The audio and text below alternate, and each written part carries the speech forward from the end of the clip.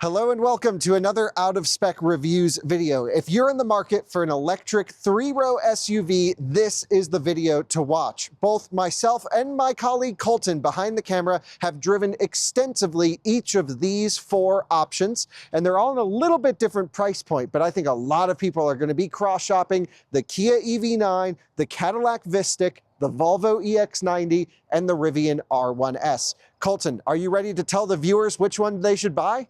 Definitely. All right, let's jump into it in this video. I did that because Coleton starts all of his videos that way.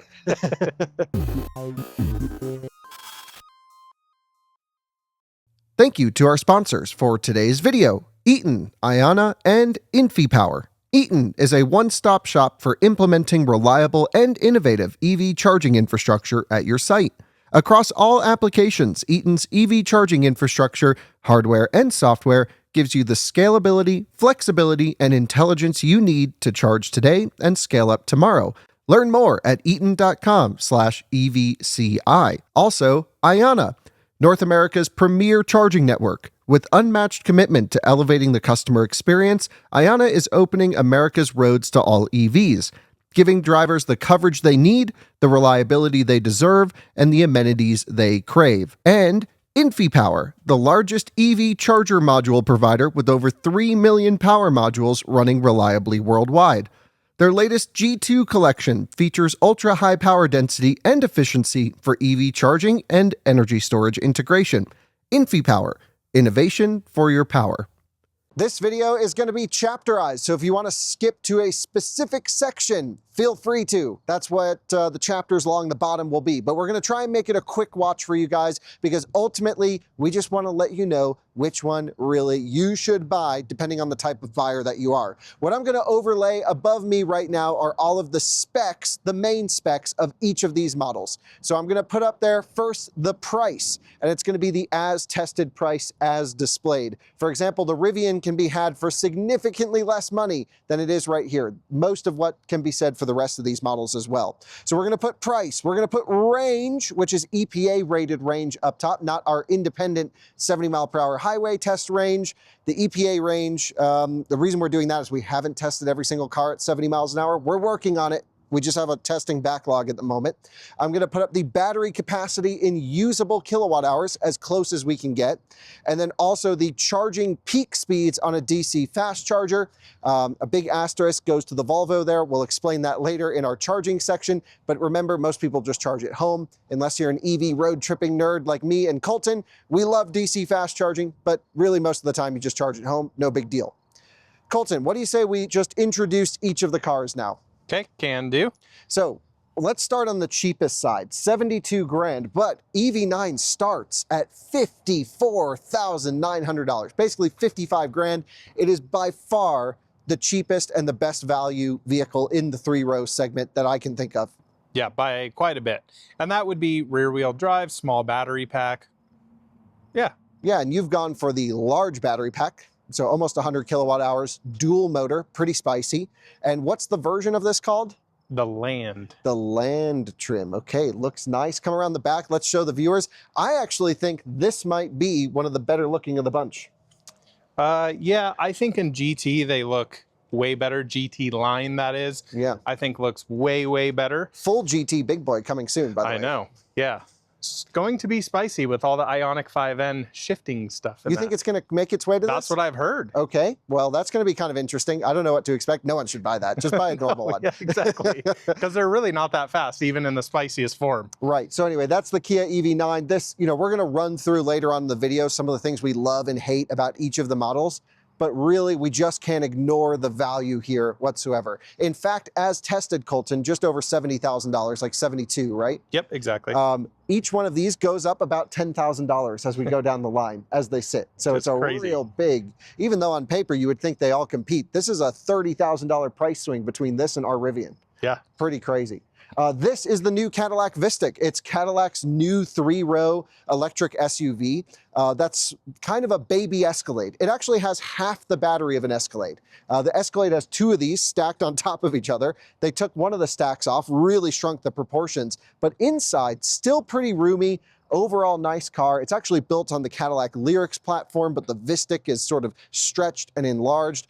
And Coleton, I don't know, but I've really turned into a GM guy recently. You sure have. And I like this thing a lot. I gave it a great review when I drove it for the first time. Jordan and Timon just went on the first drive event. They liked it a lot as well. We have a bunch of content on this car on Out of Spec Bits and on our reviews channel. And honestly, it seems to be a maybe not crowd favorite, because there are some things that really are big oversights here, such as battery and charging and range and stuff like that. But I think a nice looking car, and I think it's going to hold up pretty well. And, you know, we'll certainly talk more about this throughout the video in detail, of course. I think one thing quickly on this, a lot of people think these look very big on camera. In person, they are not that big, especially lining up next to these other three here. I thought it was going to be huge compared to the rest of them, and actually pretty reasonably sized. We had this parked next to an Escalade IQ later. We actually had the whole entire Cadillac SUV lineup, and this looks like not even a baby Escalade. It looks like a big Lyriq. It's not. Yes. The Escalade's a whole other thing. Sure is. I don't really buy the baby Escalade thing here. Yeah, let's get the rear of the EX90. This is the exciting choice at the office this week. Everyone's trying to come and drive this and play around with it because A, it just got dropped off. I drove this like a long time ago, Coleton, and now they've finally hit dealers and they're being distributed. I think it's worth noting that this probably had the buggiest rollout of any of the cars. A lot of software bugs. In fact, the whole infotainment system crashed out on you already. Yeah, last night, first thing getting in, I was like, you know, pretty excited to check it out. My wife has been interested in this car. I have too. Hop in, screen totally bricked on me. Couldn't do anything with it. So you got out, reset it, came back in, yep, and it woke back up. I will say with my time with it, no bugs. It's way better than when I drove it for the first time. And so I think they're really fixing this car through software updates, and it does support over-the-air updates. But I know everyone was going to ask about that because that's the first thing anyone says when I post about EX90 is like, what about the bugs? Well, there's still a few left in there apparently, but they're getting better. In terms of the car itself, dude, this looks amazing. So good. It's so good. It's like premium, but not pretentious. That's always been the Volvo thing. Yes. And we've been on a Volvo kick this week. We had the EX30. Then you and I just got back from the Rivian factory in Normal, Illinois, where we rented a Volvo V60 cross-country wagon. Yes. Which was a great car. And then we jumped into this straight away. Yeah, it's been really fun. And I think I'm becoming a Volvo guy, especially after this one. This drives incredibly well. Like from a suspension standpoint, it's the best sound system maybe in any car, but top 5 ever. Yeah. It's insane, the Bowers and Wilkins in here. There's like software menus dedicated to you learning about the sound system. It tells you what the tweeters are, what the bass is, what they're made of. You get all these, you know, Dolby Atmos experiences. Insane sound system. Absolutely awesome car. Very expensive, $94,000 as tested. A lot of money there. It's a lot of money. Not as much money as this, which is $11,000 more than that. This is our new Rivian R1S, $105,000 as it sits. Now we spec'd it up with pretty much everything. You can get a Rivian as low as 75 grand, and you can use our Rivian referral code linked below if you're gonna buy one. It does help us because I wanna get a quad motor one of these one day. And that's how we got this, was mostly through Rivian referrals from our viewers buying them. Cool car, Coleton, but I have to say in this lineup, the Rivian thing, first of all, it's got the looks. It's the only one that really looks like a traditional SUV. Yep. It's got amazing software with the best software team behind it, iterating it, over-the-air updates every month, big packages, lots of improvement. However, even though it's the most expensive, would you agree that it kind of feels the cheapest? Yes and no. I mean, I would say the EV9 feels the cheapest out of any of them. But yeah, that door thunk is not good. Squeaky, rattly. I can hear it from here. I'm like, you know, 10 feet away from the car. There is just something that after getting out of the Volvo and the Cadillac actually, and into this, I was like, whoa, why does this cost more? Then you realize what this is capable of. Yes. The off-road capability, the performance capability, the insane suspension system, which actually is a good and a bad thing because this one doesn't drive that right. We'll get into that later on. But it does seem like you're paying a lot of money for the Rivian for the styling. And actually Rivian even says the #1 reason for a purchase is the styling.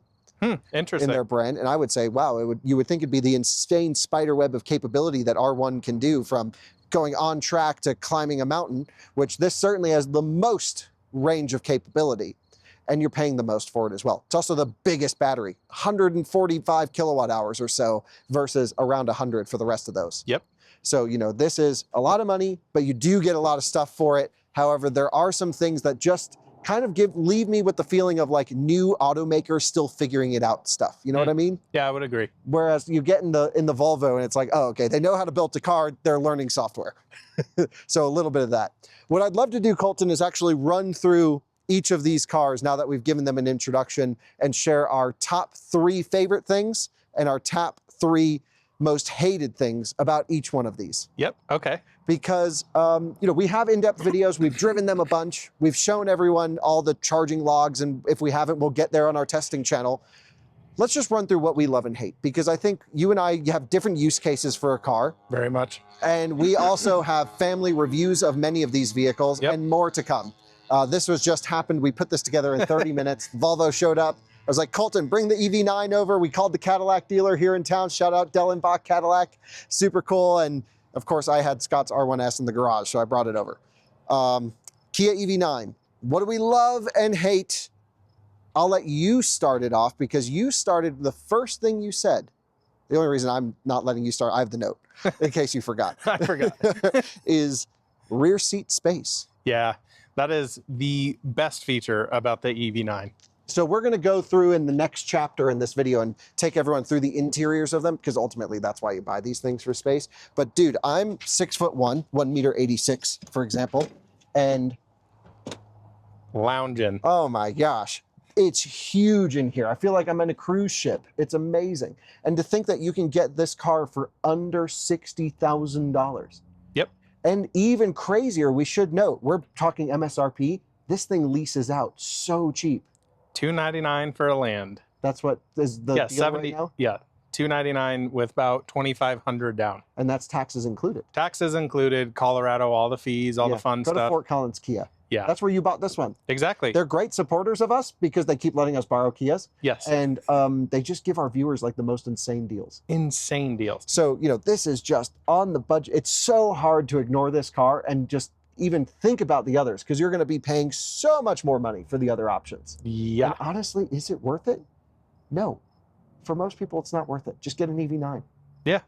That's my view. So anyway, rear seat space. This was the big thing for you, right, Coleton? Yes, sir. Okay, another thing that you absolutely loved on it. Now, yours is a 2024?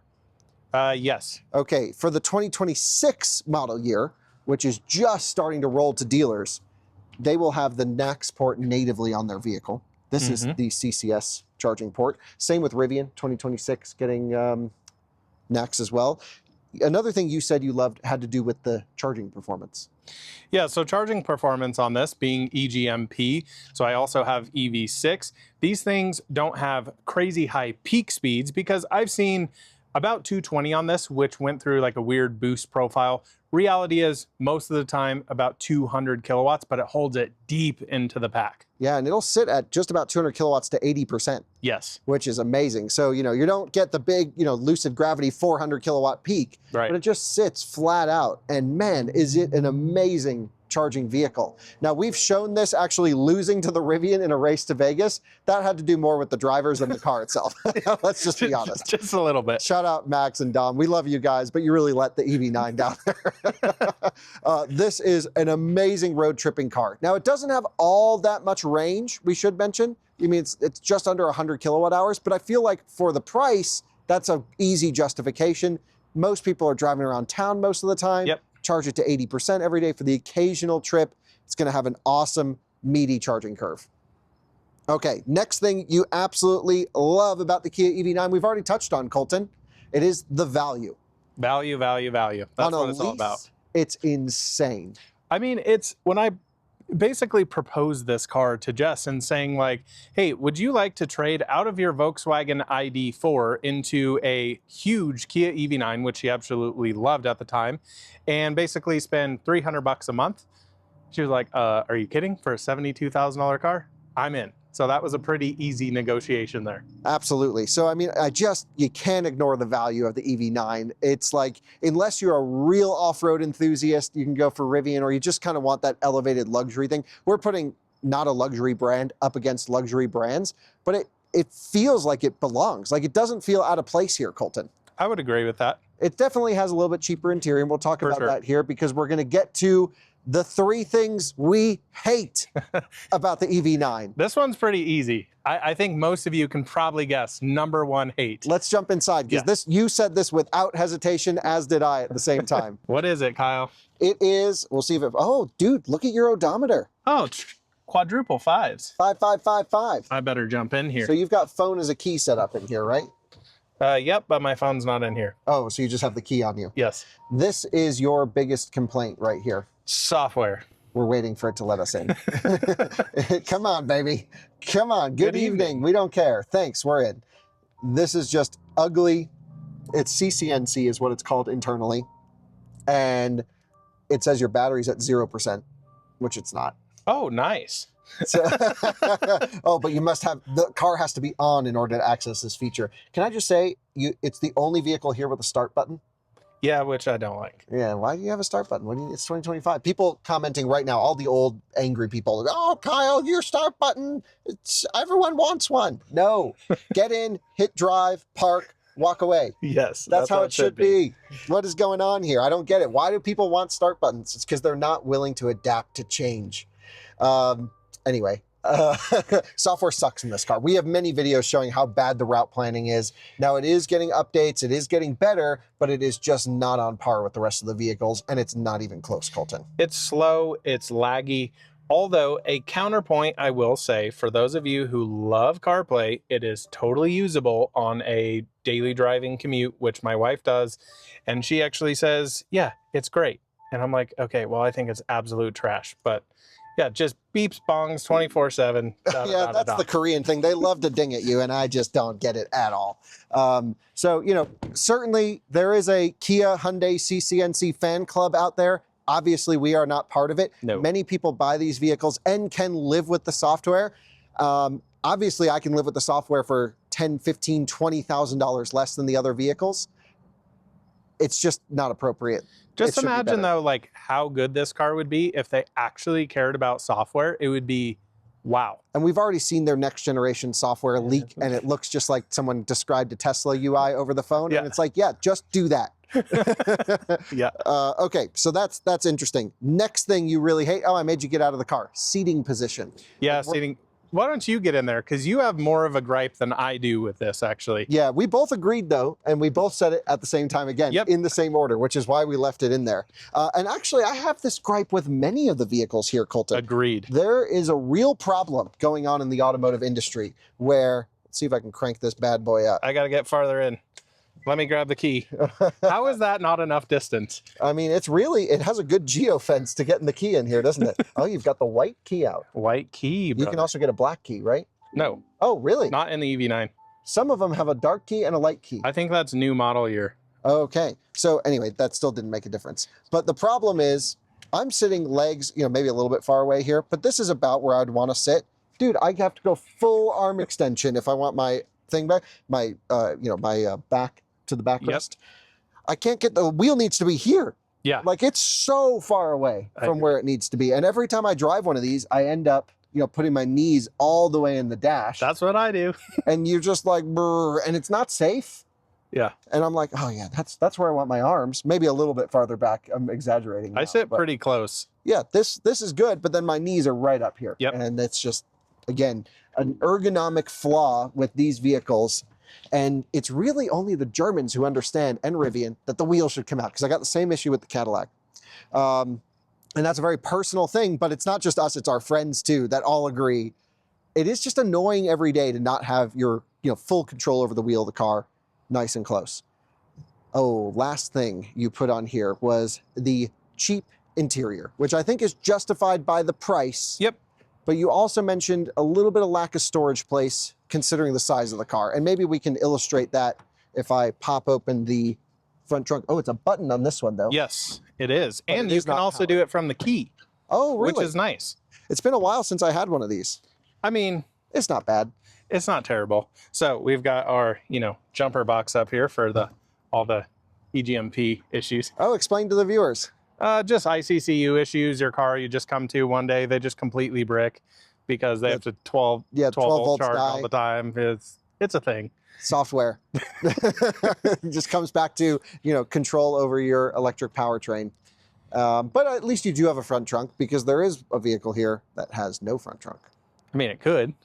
It could have one. We'll show definitely that. could. That's even worse. And you also mentioned the underfloor storage wasn't super thick. Yeah, as well. especially in the rear. I mean, this is where I think, you know, we'll get down to Rivian back there, but their packaging, the way they do the Rivian, just makes so much more storage for other things. As you can see, we just throw crap back here. This is my wife's car. I don't even know what's going on in here. Okay. But yeah, not much. Yeah, it's not the end of the world, but not great. I agree. But I still think you get a ton of room in here when you put the seats down. It's amazing. And it really just, the value of EV9. We've been praising EV9 because it drives reasonably well. Yes, I would like the suspension to be a little bit more sorted and less porpoisey, but in general, it's fast, it's quiet, it's relatively efficient given the size.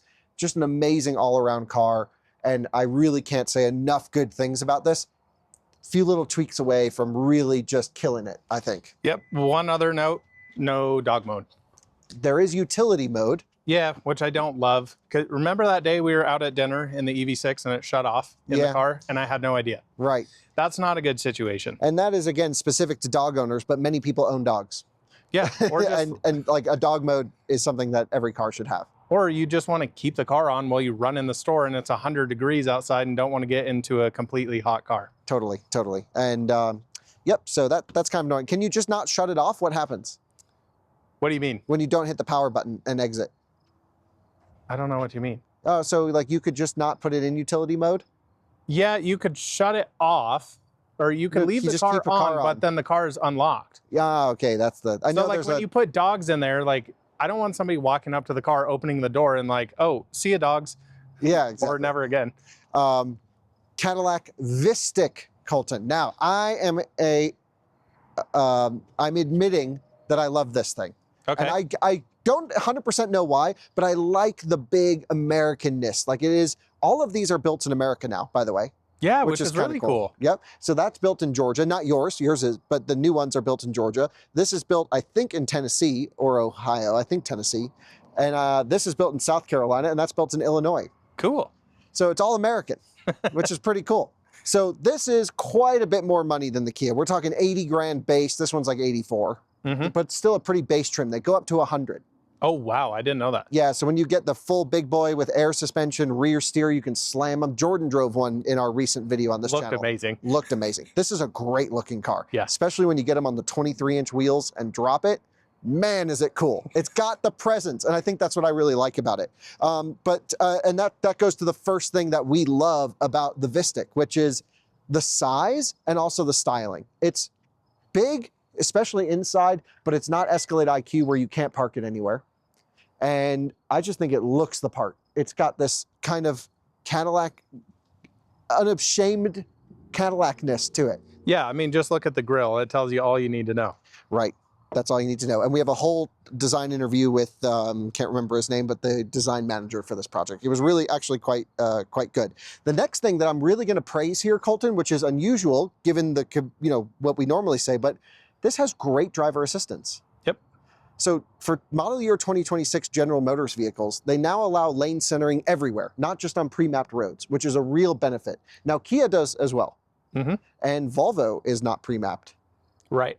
I think Volvo works everywhere. Yeah, it does. Rivian's the only pre-mapped one here. However, the Super Cruise system on pre-mapped here, dude, this thing can just cruise all day. It literally is the best on-highway experience out of the bunch. It's the quietest. You hit Super Cruise, it's hands-free, watches the road, and man, is it, you could just cover distance until you run this thing out of charge. And so I really love the, let's call it driver assistance with noise, with suspension, just loves the highway, loves chewing miles. Yeah, it's just big American hauler. Love it. Exactly what it is. And that really goes into the third thing that we really were impressed with this is the noise. It's very quiet in here. And also the sound system is very good. Yeah, it's good until you go there. That makes any sound system sound like crap. But this is a 23 speaker AKG as standard. You get the big boy system.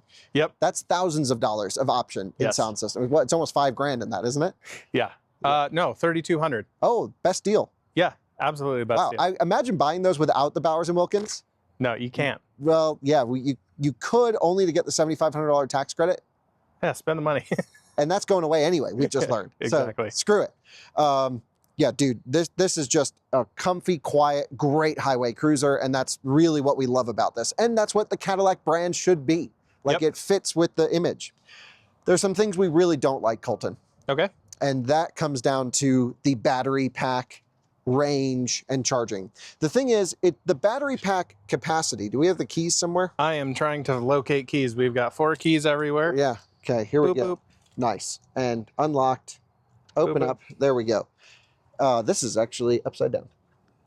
I hate that. No dangly things should be illegal in charge ports. That's ridiculous. That's not an $80,000 charging experience right there. Put nice little flaps. BMW knows how to do this. Yes. Or just put a NACS port on here and be done. How does this not have NACS? GM was like one of the first to agree to do it. Yeah, isn't that true, right? It shows you a lot about the inner workings of the company and how slow they are. Okay, the problem is this uses the Lyric battery. So GM quotes 102 kilowatt hours battery pack capacity. It's really closer to like 105, 106. They always underrate. So it's not that the battery capacity in this comparison is too far off of EX90 or EV9. It's just that in every other segment of vehicle, the General Motors product is where you get the most amount of battery for the money. Yep. Silverado EV, 240 kilowatt hours gross, 217 usable. Equinox, 90 kilowatt hours usable in that thing. This is only like 10 to 20 kilowatt hours more battery capacity than the little baby Equinox and Optic. In a huge car. And not a big huge, car. but big. So while it's hard to really call it a knock, it just feels like it's a lot of money for a Cadillac, which is kind of plasticky on the inside, let's be honest. Yeah. And you do not get the big range or the big charging performance that you would expect from something like hearing about the Escalade. Because the other problem with this battery is the charging sucks, dude. It's like 10 to 80 in 40 something minutes. Whoa. Which is what Rivian does, which that really sucks because you're paying a lot more money for that. But it's only 185, 190 kilowatt peak charging. It's not. Wow. It's the only one here that can't hit 200 kilowatts. And that's rough for you can spec this up to 100 grand with this battery. That just feels, and that's unusual for GM, just feels a little off. And what's the curve like on this? They've improved it a bit through software, but it still does a boost profile where you get, 5 to 10 minutes of 500 amps and then it comes down.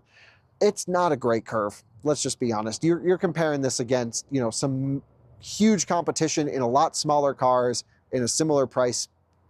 It just doesn't charge well. Okay, fair enough. It does have good route planning. I should give it credit, unlike the EV9. Yeah. Although I drove the newest software, I think the 2026 EV9s will have good route planning. Cool. Fingers crossed. Good to hear. Okay, let's see. Battery too small. Oh, interior. We got to show everyone in here. This is the first thing you were bitching about when you pulled up earlier. I was bitching. Dude, I can't do GM interiors. Really? All this, it just feels terrible. Yeah. And all up here. Dude, okay. That's really bad. I know. Well, the really bad thing too is they put all of this scallop stuff here, and then driving through the windshield, that's all you see. I thought my eyes were all destroyed or something. I don't know what was going on. Yeah, this is what gets me the most. Just all the creaks. It's like Mercedes round 2.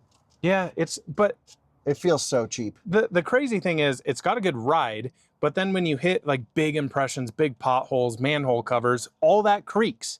I don't want to hear that. Yeah. So I guess just turn the big AKG sound system up and stop talking. Yeah, I guess so. But it's just like, I wonder what Celestiq has, because it's not a comparable vehicle, but that's got to have everything that looks like plastic. It's got to be metal in there. I hope so. I really hope so too.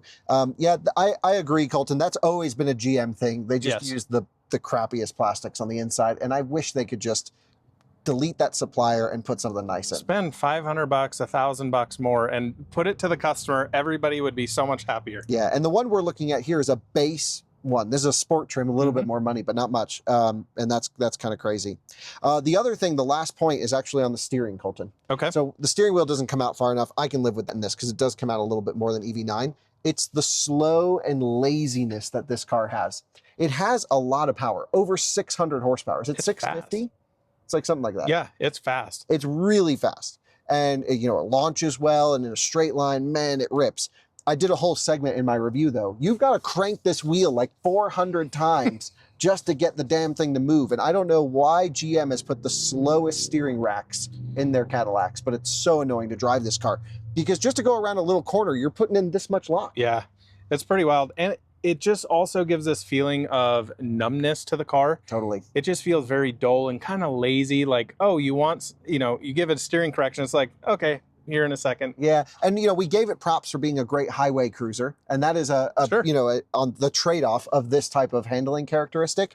There's just so many more suspension technologies and other things to allow like Rivian, broad sense of capability. Yep. And this just went full comfort, but also just annoyingly slow steering. And like, this is the one vehicle that really needs steer-by-wire. Totally agree. Okay, so that's the Cadillac Vistiq for you. I'm still a fan because I love the American land yachtness. And you know what? I really think GM has fixed a lot of my issues. That just doesn't want to close on its own. I think the car went to sleep.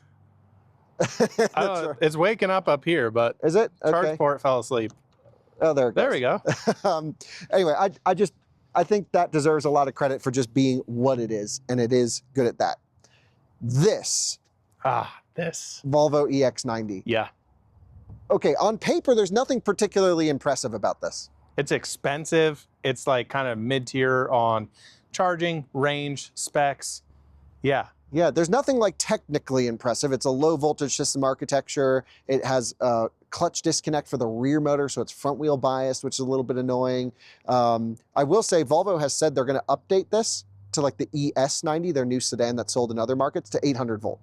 So they just launched a product and then going to change it immediately. Yeah, so SPA 2, I don't know why they would launch SPA 2, which is this platform, at 400 volt, if they could have just waited a year and done 800 volt. Yeah. I don't know when it's going to happen. It could be mid-cycle refresh, could be no time soon. It's just kind of the rumor, and that's what this really needs to, like, get up to gravity level. Yep. Because we don't have lucid gravity here. We've asked for one. We've been trying to get one. I said I would buy one. We can't get one.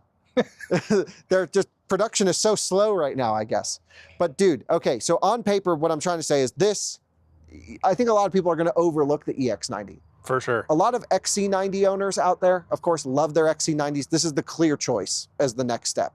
But I think to get conquest buyers, Volvo needs to do a better job of explaining just how nice the EX90 is. So nice. Not only does it look great, it's got some cool like headlight tech and some other stuff. We have to be careful pointing the camera at the LiDAR, otherwise it'll brick the sensor. I'm going to do a test tomorrow to see if I can fry a phone with it. Well, and the other point you were talking about the other day was like, okay, so more and more cars have cameras coming in them. Yeah. What is that actually going to do to it? Well, I'm going to try and park my Model 3 like right in front of this thing and try and blast it with LiDAR. I don't know, because that's the other thing, Colton. This car shipped half-baked. Right. When I did the initial review, it didn't have CarPlay, it didn't have phone as a key, it didn't have blah, blah, blah, blah, blah, blah, blah. So many things have made their way into it now. Yep. So they really have worked the last 6, 7, 8 months it's really been about 9 months actually since I drove this for the first time. Wow. They really have improved a lot of things and have gotten the stability better. Not perfect as we've seen, but better. So I have to give them a lot of props. I also just thought it was so un-Volvo to launch an unfinished product. That felt weird. Lots of OEMs have been doing that lately. Yeah, I hate it. Finish your stuff and then add features through, like fun features, not core features to the vehicle later on.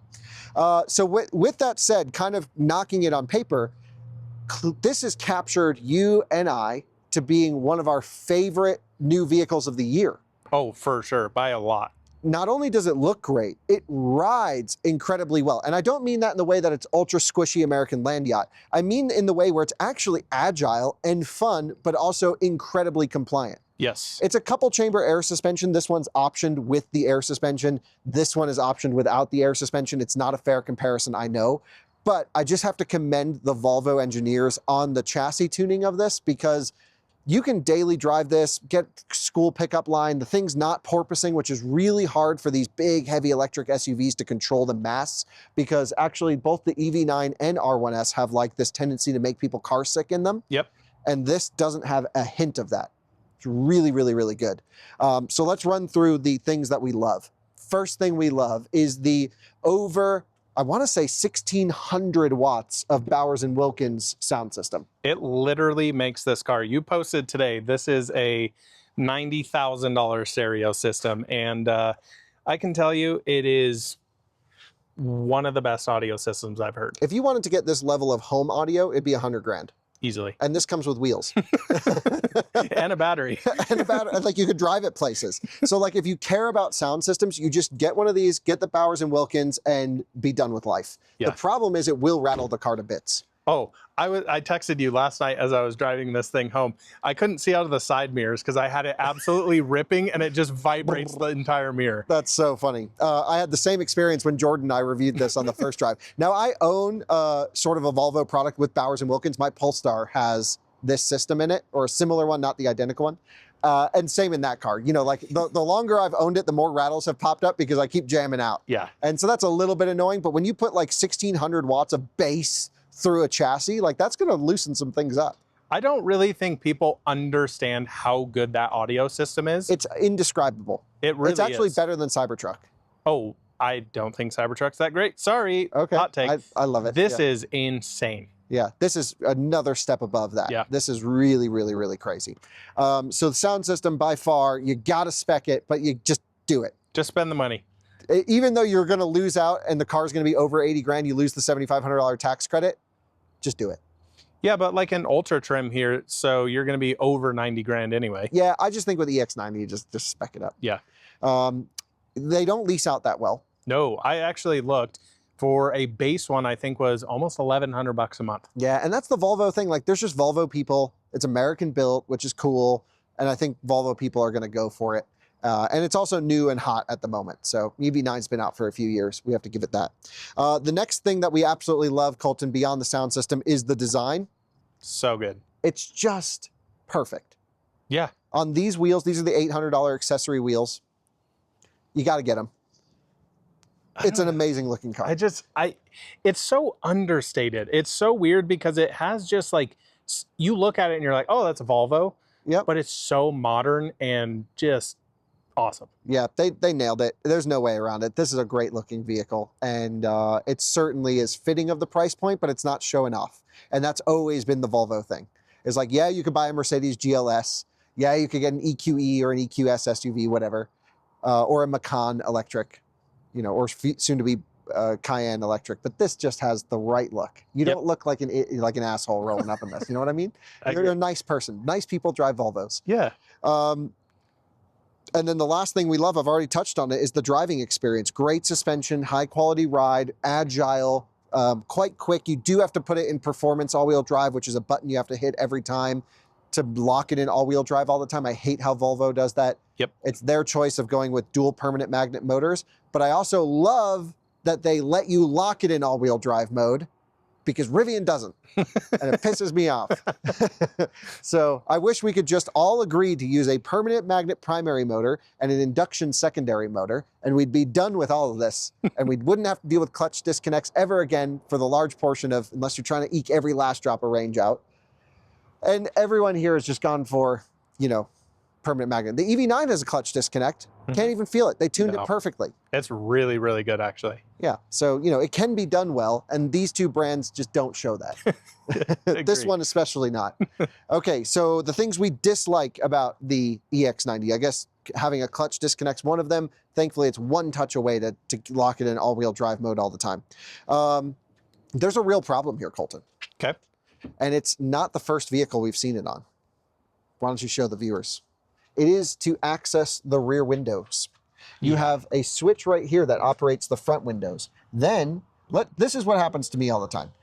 Whatever, I'm driving, I accidentally press this button. It does default to the front, but let's say, okay, I want to roll down the front window. I'm going to accidentally roll down the rear, right? Okay, whoops.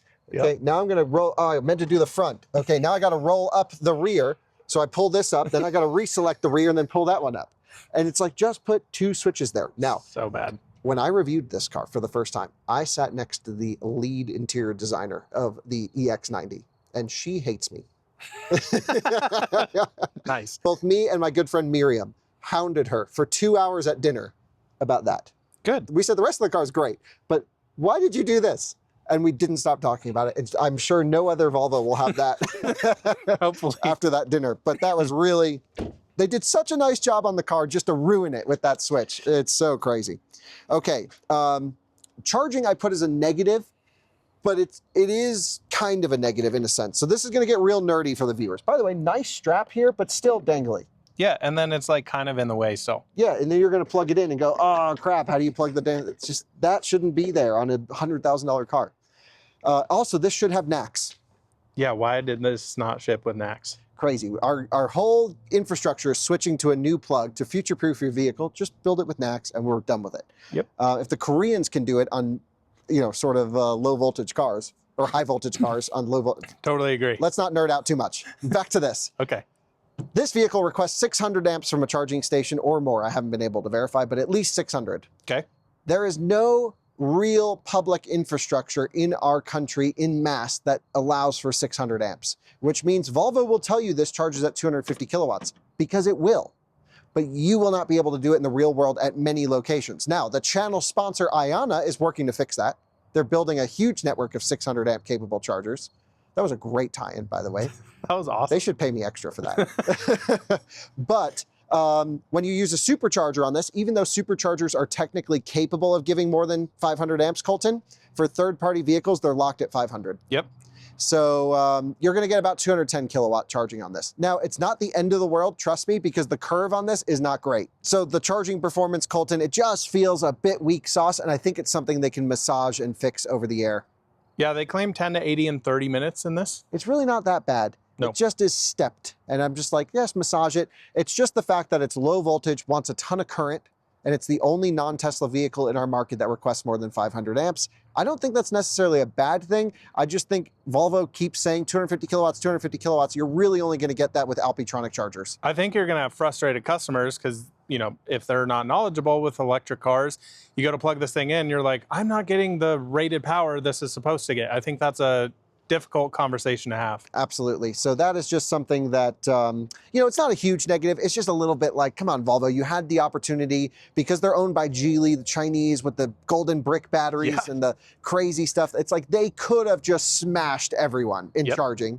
The tech is inside the Geely group, and we get the crappiest battery. I don't know what's up with that. It's just annoying. And then the last thing that I personally have an issue with, Coleton, if you can come back here, I'm going to jump on the other side. It's a little noticeable, especially when you start putting some big people in here. I have no issues with leg room or seat comfort or anything. The whole car just feels a little too narrow to me. Okay. Like if you sit three across, you can't fit three of us across. No. You know what I mean?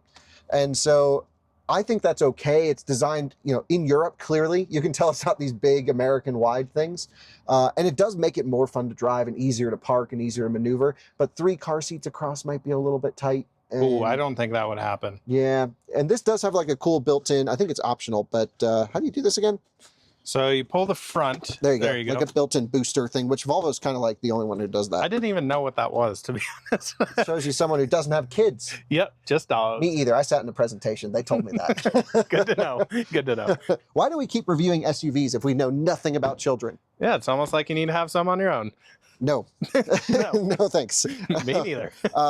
Rivian R1S. This is our Rivian R1S. Obviously, we liked it enough to get one.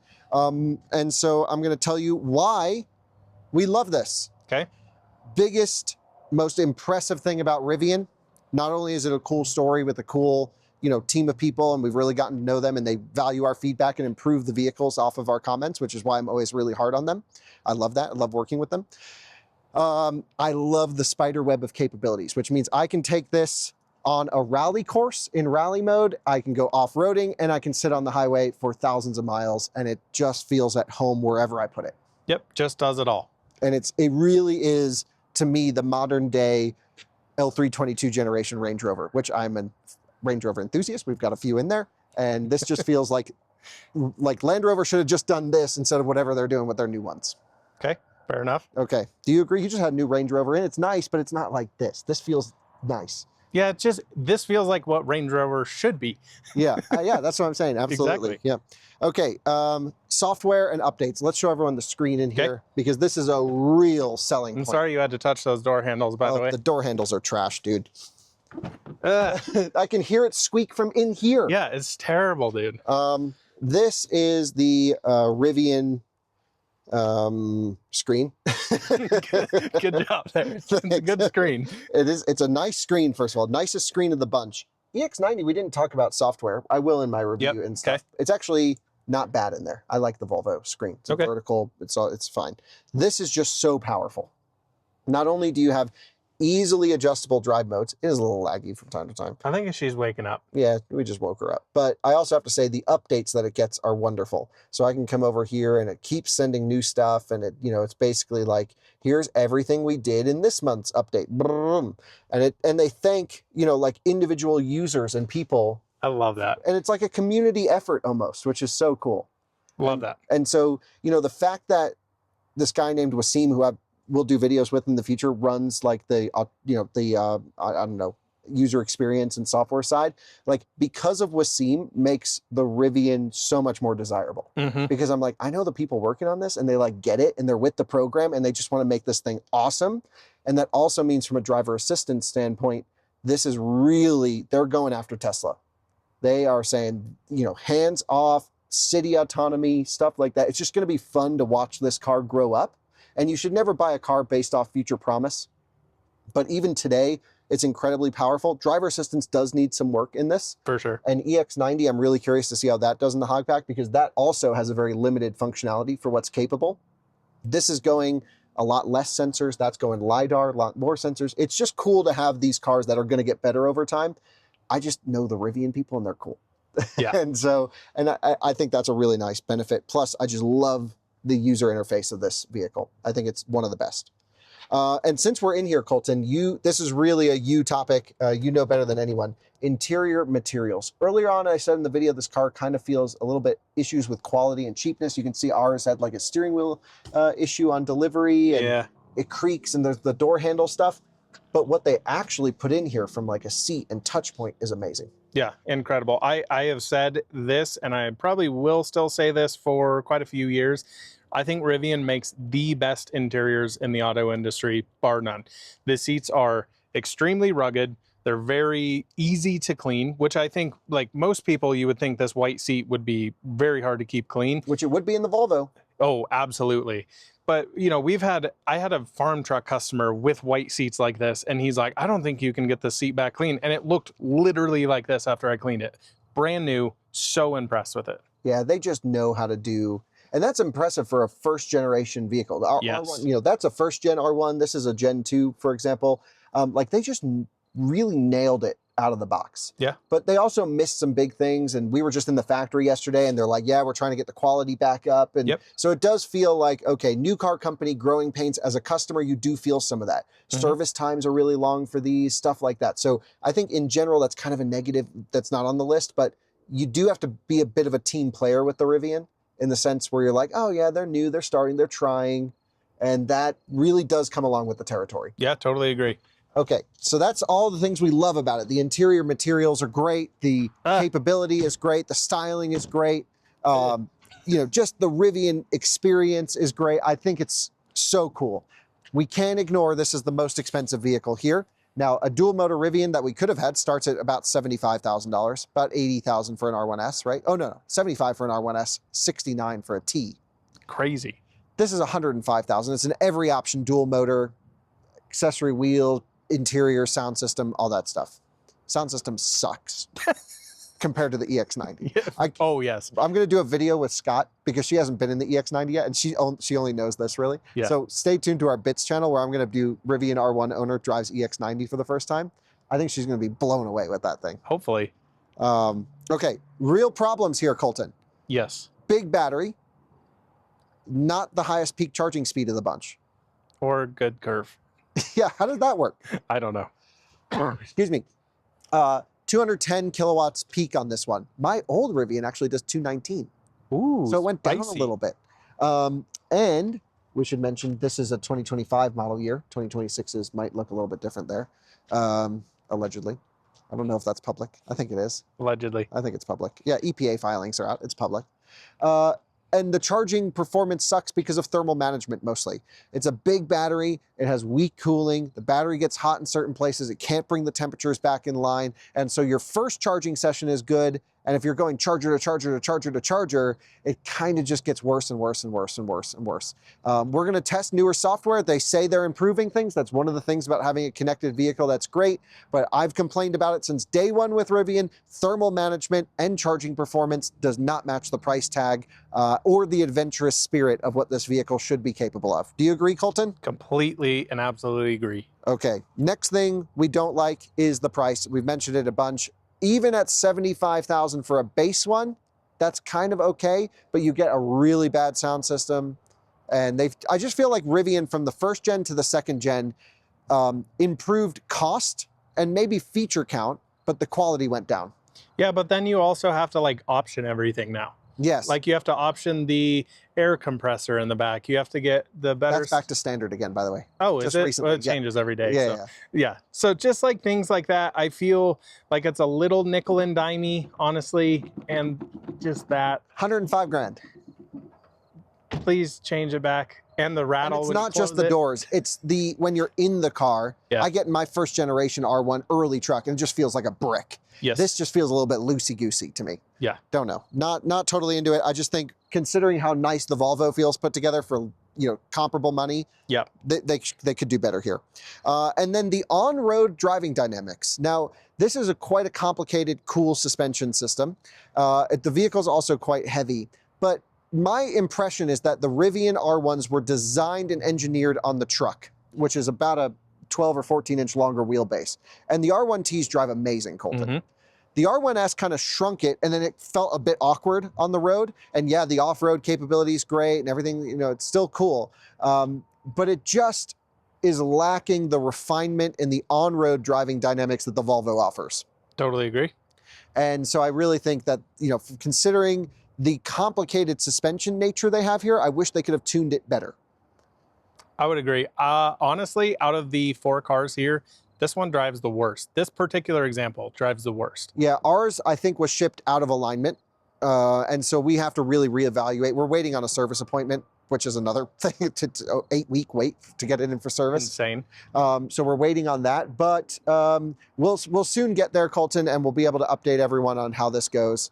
But I really hoped after that alignment it helps, but I've also heard a lot of people saying it kind of feels like that. It literally feels like there's like a tie rod disconnected or loose in this car. Yeah, it feels like actually the subframes like on really soft bushings or not connected because the whole rear end is just, and it's nervous and it's awkward. Very nervous. And we mentioned it and so many other new R1S owners commented on our videos saying like, oh, mine does the same thing. And many of them said, I brought it in and Rivian fixed it. And many said they couldn't fix it. Oh, not good. So, it's always hard to know from viewer comments, but all I'm saying is there's definitely some on-road driving dynamic stuff here that's the new company side of things that like Volvo would never let a car leave a factory like that, Right. or Cadillac or Kia or something like that. So that's really the 3 things we love and hate about each one, Coleton. Okay. What we're going to do is just run through the space on each one. Kid friendliness, dog friendliness. We should get Scott on as well so she can share because she's got a dog and knows things about kids that we don't know, I'm sure. And then, we'll just do some final wrap up on charging and ADAS. Then we'll tell everyone which one is the one they should go for. This is Scott. Scott, this is everyone. Hi, everyone. And what we're going to do, this is Kona. What we're going to do is run through each of the vehicles rapid fire. And we're going to rate what you think about dog friendliness. So that would be like dog mode, space for the dogs, Very air familiar vents. with dog friendliness. Yeah. And then also whatever you can muster up of kid knowledge. So car seat space Okay. and stuff like that. Okay. And like cup holders And spillage zones. and, okay. Storage cubbies, Okay. stuff like that. So EV9, jump in the back. Let's see what you think. Kid friendliness. We'll Well- come on this side. How do I? So try that second row out first. So this one's optioned with captain's chairs, which you can spec in all of them except the R1S. Okay. Huge room back here. Yeah, I like this space a lot. Do these fold down? Yeah, of course. Yeah. Okay. And then also nice air vents up here Yeah. with your own climate control adjustments from Yeah, kids. but if you're a kid, can you reach that? I think you might be able to lock those out, Coleton. Yeah, you can. You can. And there's also something called passenger talk. So you can use the microphone up here to talk to your kids in the back. Okay, I have heard of that before. That's really nice. Jump in the third row. See if you got room back there. I don't know if I have much room back here. There's Yeah, no- well, these all slide forward, for example. So come on over here on this side. Ugh. So you're pretty tall. Yeah. Throw that headrest up there behind you. How tall are you, Scott? I'm 5'10". Okay, so tell me when I can put this back. That's it. That's it? Great. Now I'm 6'1", or 1.86 m, and I'm behind my seating position in entry exit. That's not even your seating position. Yeah. That's entry exit. I sit more up than that, and we have 3 lanes. Plenty of space. Damn. So really nice. In terms of car seats, there's ISOFIX points. What about the third row? Yeah, ISOFIX for the third row. Only 2 people in the third row, which I think is the case for all of these. And nice storage as well. So you've got a little pull-out table that you can even pull out farther if you want, which is cool. Cup holders everywhere. USB ports back here. Yeah, USB ports. Because they always look like this when Jess drives this car. Oh yeah. And what about dog friendliness? Air vents? I was going to ask. Oh yeah, roof air vents back there. Yep, back there. Dang, they got it nailed. Okay, so that's the EV9. One thing we should say, dog friendliness wise, we mentioned earlier, no dog mode. It does have cold AC with a powerful fan though. Yeah, it rips. Colton's saying it rips. Yep, so we got, A+ on the air conditioning. And so that's the EV9, very kid friendly. It actually won our entire family SUV comparison test that we did, beating out the R1S last year. So many more competitors in the space. That was when there was only 4 3-row electric SUVs. A year later, there's a bunch. Cadillac Vistiq. Kona, you can't jump in this one. This is a press card. No. So let's see what Scott thinks about this. Ooh. Again, you're sitting behind my seating position. I have plenty of space. Nice and wide. How about the air vent situation? Are these air vent? No, those are speakers. Okay, so you got them on A-pillar, Okay. B-pillar. B-pillar and down there by the screen. And you also have a screen to adjust all of your settings for climate control, which is really nice. That's nice. I think this is pretty kid-friendly. That's It does really feel a little bit upmarket to me, Scott. Like, I almost feel like, don't let the kids damage this. Bougie kids. How could they damage this, though? It's dark. It doesn't seem like it would rip very easily, and you could wipe away any spills. Okay. So That's what I think of when I think of kids. I mean, I I'm think of, looking like at smush goldfish in claw. all these perforations. I just feel like cheese doodles and stuff are going to get caught in there. Colton, what do you think? Yeah, gonna be a mess. And you can also spec different color interiors. Scott, keep in mind, this is the base trim. I know you don't know this, but this is the base trim Vistiq. So it goes even nicer. It goes like $20,000 more expensive than this. Way more better? What do they change? I actually don't know. Jordan did the video. I haven't watched it. So jump in the third row. See if you can squeeze down the middle there. One thing I noticed was that the aisle was not that big. No. And there's a hump. There's a hump, and I can't get this one down. But no. Oh, okay. This is very snug. Well, let me move this one up a little bit for you, Scott. So here, I'll come over here and whoop. Can you fit? Not quite. I think EV9's got more room, dude. EV9 definitely has more room. Now, keep in mind, this is pretty far back, so I could probably go here and move this seat up. But how's your feeling back there? Okay, now I have flat feet. One thing I was on my tiptoes. I noticed back here was that your feet are almost in, like your knees are in your face. Yeah. Like the floor is pretty high. Yeah, because of the hump right here. Yeah, and that's for all the drive unit stuff going on back there. Okay. But then Lucid Gravity made their drive units really small, so you have a lot of room. Get a Gravity. Get a Lucid Gravity. But it's 130 grand, the way you want it. So I'm going to come back so I can actually get out up here. Come on back. Dog friendliness wise, you can leave the Vistiq on indefinitely. There's a trick. Okay. You tap the accelerator pedal 3 times and then the brake, and then it will never shut off. Okay. Let's show trunk space. We didn't even show, well, we showed EV9 trunk space earlier, I guess. I didn't see it earlier. Yeah, as a point of comparison. Okay. What's your view on the trunk space here, Scott? It's minimal, but that's fine. You think it's small? Yeah, with the seats folded up. Yeah, and down. I think this might be the roomiest of the bunch here, Colton. What do you think? Totally agree. Yeah. Bigger than mine? I think it's bigger than the R1S for sure. Yeah. R1S might be the smallest. It's the shortest R1S, isn't it? No? I actually think the EV9 is the shortest by 2 inches. Oh, okay. Pretty close. Okay. What's your view of the space in here? I love the rubber mats. That's just an accessory. But No, because I'm thinking about the dog hair. Yeah. Yeah, there's a lot of space in here. Pretty high loading height, I'm noticing. And also Colton's mentioning maybe a bit narrow. Snug. I would think so. I mean, look at it compared to the EV9. Yeah, there's so much more room in that thing. It's like a goldfish bowl. Mm-hmm. Kid friendliness, I would say about the same both ways. Not a huge difference, but I do think a big problem with this just as a, you know, aspiring, not an aspiring parent, not at all, don't want kids. I'm just saying, look at how narrow the opening is here with the door. This is all the way open versus like a 90-degree opening door on the EV9. That's quite nice. Super nice to get. See, I've done my research. Okay, over to the X90. Ooh, okay. I was excited about this one. I haven't seen it. Yeah, we're gonna do a whole video with your like real first impressions driving it and everything. Okay, this is the first time I'm seeing it, even though I drove and parked in the parking lot.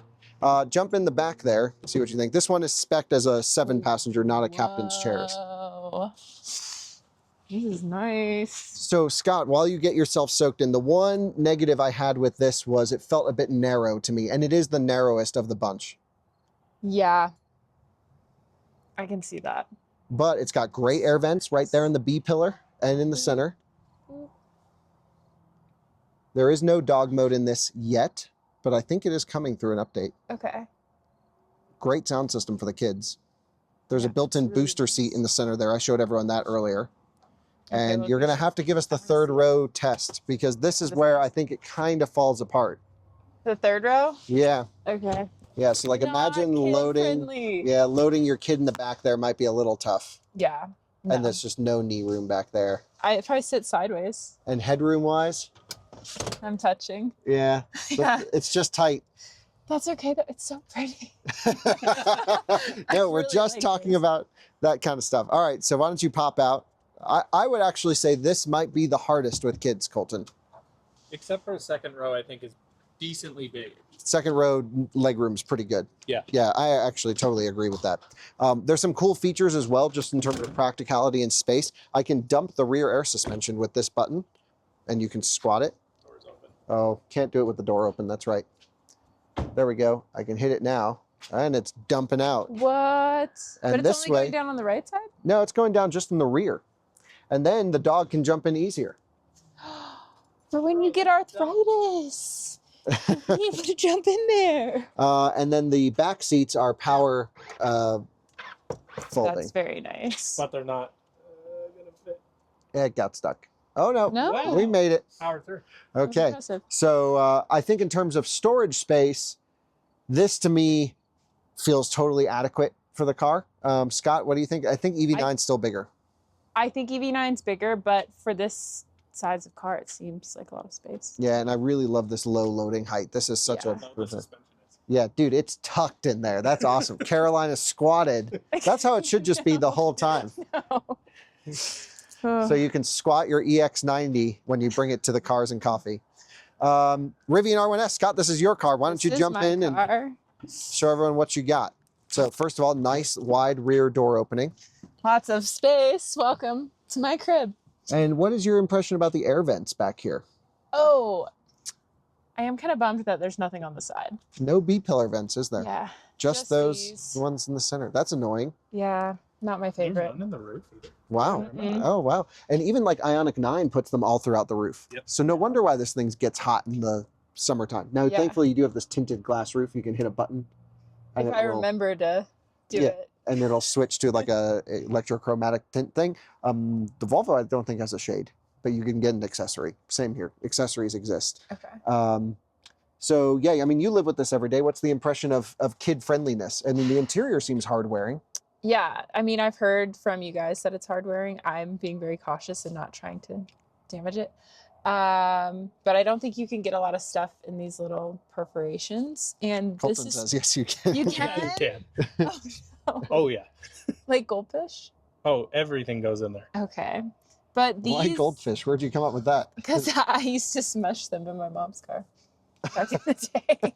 Anyways, A menace. Get I to was- walking. I was right. Yeah. This is nice because you can just pick it up and shake it out for kids. I'm just thinking about messy kids. Yeah, no, that absolutely. The hanging thing for their iPads, if they're an iPad kid, you know? Yeah, they make accessories that can go here and plug in, so that's nice. Mhm. Third row, well, let's do storage space, then we'll do third row. We can do third row in the other R1 because it's the same. We don't have to take the dog thing out of this one.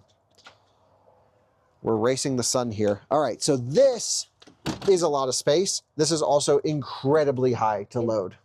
He has to run to get in. He can't just jump Oh, yeah? in. Let's have him run up. It has to be further back. Okay. Go now. Get the car. Like, nice. that's, you know, that's pretty high. But he does have a lot of height in there, and it's a very much a boxy shape, which I really do appreciate. And I do think there's quite a bit of storage in there. The problem comes when you've got the third row up, Yeah. that there's not much behind there. We should mention there are B-pillar vents for the third row here. I think the thermal HVAC system is a real problem on the Rivians. Also should mention it's the only vehicle here with an official pet mode or dog mode, Yes. which you use often. I use it every day. Yeah, so that's a real It's a buying big benefit. bonus. And you can monitor the temperature from your app, which is great. Let's jump over to the third row in the Rivian. We're just going to use a different one, so we don't have to pull Scott's thing out. And this is a first generation R1, but it is essentially the same thing. So Scott, jump in the third row if you can. I don't think it's up right now.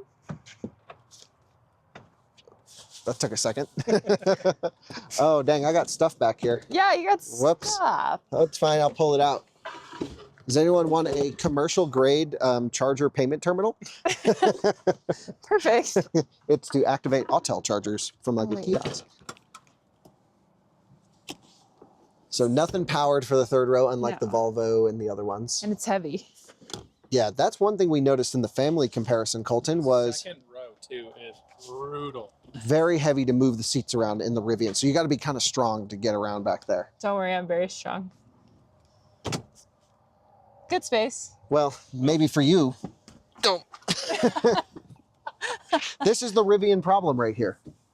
How far back can I go, You Scott? can go back a little more. There? Yeah. Good? Yeah. All right. So I can just about fit there, and Scott sits pretty close up there. Yeah, my knees are here. Yeah, and her knees are in the back. This is by far the least of the bunch of first, second, and third row space. Meanwhile, it's still a pretty big vehicle. What I can't understand what Rivian did when they were designing the Rivian R1 is why didn't they just make the R1S built on the R1T chassis? 18 inches longer. Yeah, just make it big. People don't want small vehicles in America. We want them big. Bigger. Yeah. Yeah. So make an R1SL, and I'd be in for that. So in terms of space, the dog mode is a real big benefit here. Dog mode's a huge plus. Kids, space, dogs, you know, life. This has a huge front trunk, we should mention. The biggest front trunk of the bunch. We didn't even show front All trunk the comparisons. fronts. So let's pop them. Let's pause. We're going to pop them. You're going to rate them out of 10, 10 being the F-150 Lightning, which is a massive Which is front massive. trunk. Okay. Yeah. Okay. Kia EV9 front trunk. This is the all-wheel drive trim. The rear drives do have a deeper unit. Okay. I give it a 3. 3 out of 10. Yeah. Okay.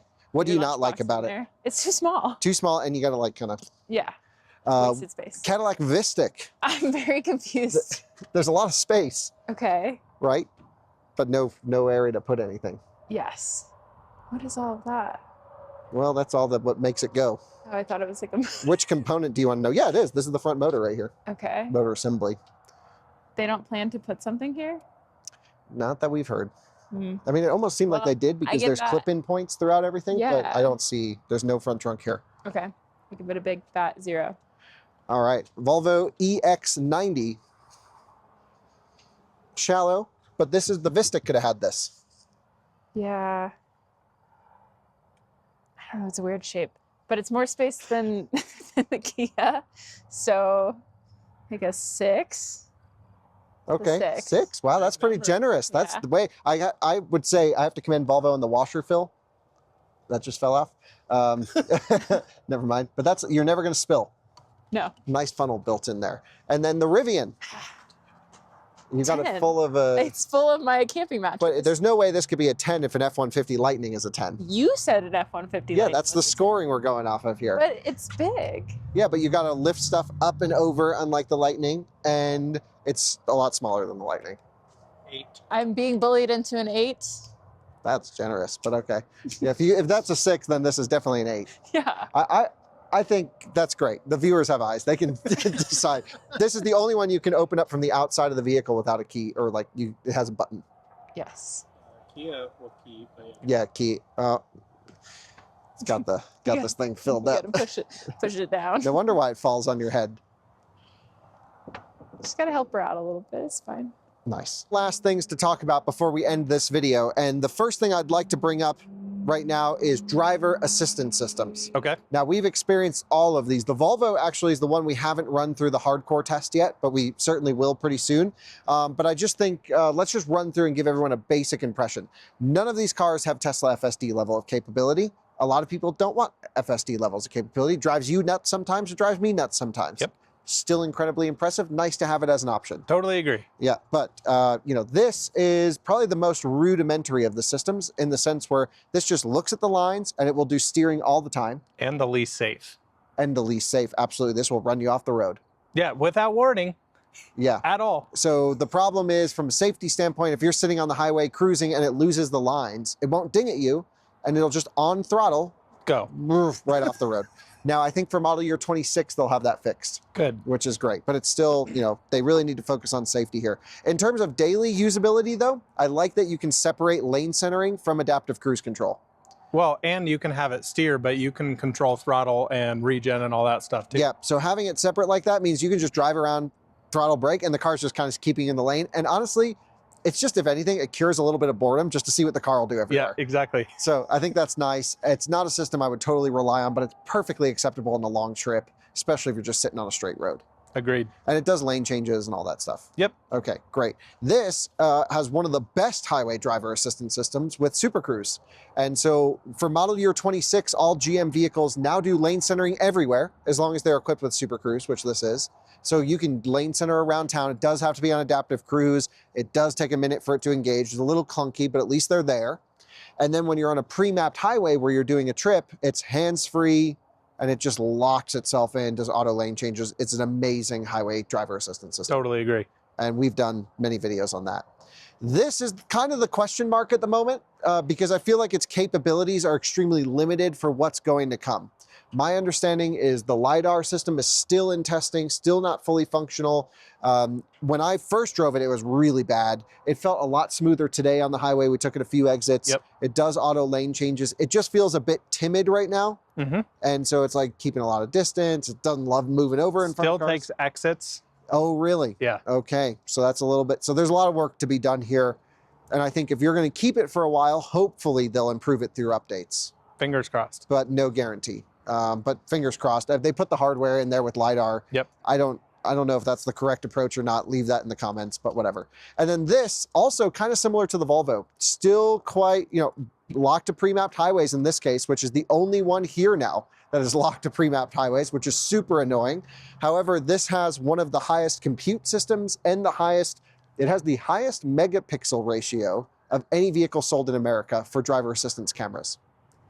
Cool. Don't know why that's important, but I thought that was a fun fact. The one thing is Rivian seems to at least be saying they're working on autonomy and that this hardware stack and software stack can support a lot more than what they're doing today. Similar situation to the Volvo. You got to be okay with what you're getting today. Yep. And Scott uses it every day. She's giving me a thumbs up or a thumbs down. Thumbs up. She likes it. Okay. But you really got to be on pre-mapped roads for this to work, which I think is a real negative. So in my impression, actually the best driver assistance of the bunch, Coleton, is the Cadillac. Yeah. Oh, of course. Yeah. Yeah. For sure. Okay. Well, there you go. What's next? Let's just wrap this up real quick and then we'll tell everyone who should buy what. We were going to just do charging review and what they do on Supercharger Network. We talked about charging a lot. Yep. But just to run down the list, 210-ish kilowatt peak. It holds it to about 40% and then just really weak sauces comes down. Bad thermal management, huge battery to fill up, 145 kilowatt hours or so. Very expensive to road trip this car. Very expensive to rely on DC charging because it's a brick. It's the least efficient of the bunch. And their thermal management is just not up to par. Totally agree. This needs to be 800 volt, needs 400 plus kilowatt charging. It's 2025. Shouldn't mess around anymore. Totally agree. Okay, Volvo EX90. It's the only non-Tesla vehicle sold in the US that's a passenger vehicle, not trucks, that requests more than 500 amps. Fun fact. It is a relatively high-ish 400 volt system, just like the Rivian, which is great. This is the lowest voltage of the bunch here. Actually, EV9's low voltage for a high voltage system. Yes, very low voltage, high voltage. This charges pretty well, but 10 to 80 in about 30 minutes, so it's on the better end here. But its charging performance feels a little bit prototypey, very stepped, and I think they can improve it and massage it over the air. It just the annoying thing with this is Geely Group has some of the best charging vehicles in the world. Put the golden brick in here, please. Yeah, give us the good stuff, and we just get this crap charging performance. Totally agree. Speaking of crap charging performance, may I present to you the Cadillac Vistiq. This is the worst of the bunch. Yep. Not even 200 kilowatt peak, 40 minutes, 10 to 80, whatever it is, just rough. Needs all the amps in the world, very low voltage, rough. Totally agree. And then you go to that on a supercharger and it's really rough. Yeah, so we'll talk supercharging in a second, but this is actually the best charging vehicle here when you plug it into Electrify America, EVgo, Ionna, etc., a high voltage capable network with high voltage chargers. 210, 220 kilowatt peak you've seen, but it just sits at over 200 to about 80%. It's a great road tripping vehicle because you can charge it deep and go long distance afterwards. This is the only vehicle here that really doesn't interface natively with the supercharger network. Yeah, 84 kilowatt max. And for model year 26, probably 125. Yep. So it's just, it has to use an onboard booster. It's also buggy on superchargers. There's some DVDT issues, and so it can brick sometimes. This one's been pretty good. The EV6 has been worse on superchargers. Yeah, it's just an EGMP thing. And yeah, this is not one I'd rely on superchargers with. So if you really do like the Tesla supercharger experience, do not go with the EV9. I would go agree. with something else. But all of these have access to the supercharger network now through an adapter and soon through native ports. And this will also have a native port, NACS port before the other ones, even though it interfaces worse, Right. which is really That's funny. hilarious. And that's that. So that brings us to the end of the video, which essentially wraps up a nice, I would say 4 of the best electric SUVs, you know, in this price range. Lucid Gravity would be a perfect fit over there to have as well. And it just comes down to, this is clearly the best budget option. For sure. Without question. This is an insane value, even in the higher specs, especially on a lease. They're incredibly family friendly. They're incredibly well built. It's just a nice car. Please don't buy those. Lease them. Yeah, just lease these. Lease all of them if you can, honestly. I mean, I feel like the Rivian and the Volvo are ones that people are going to buy the most over these two. Yeah. I think these are going to be lease vehicles mostly. Those might hold their value a bit better. Rivians hold their value pretty Very well. well. Yeah. And then the Cadillac Vistiq is for the American guy. I mean, yes, they're all built in America, but this just is screaming American land yacht. There's a lot of Cadillac people out there. Yep. And so if you want the Escalade vibe without getting the Escalade IQ big boy, then this is what comes to mind. It's still a great cruiser. A lot of our viewers have bought them after our videos now, actually, and they're loving them. So I think it's cool. I just think it's clearly not the choice of recommendation out of this group here. I would agree. But this is. If you are never going to go off-road, right, Coleton? If you're Which is me. Right. If you're just going to live on the street, this is the choice. Oh, by far. This is clearly the winner. By far. It is high quality. It looks great. It drives great. It's got a lot of future capability still left in it to come through over the air, which is a little bit annoying, but kind of, okay, whatever. We'll get there. It's got the right image, the right vibe, and I actually think priced pretty well. It's expensive, but it feels expensive. This car feels to me more expensive than the Rivian feels by a lot.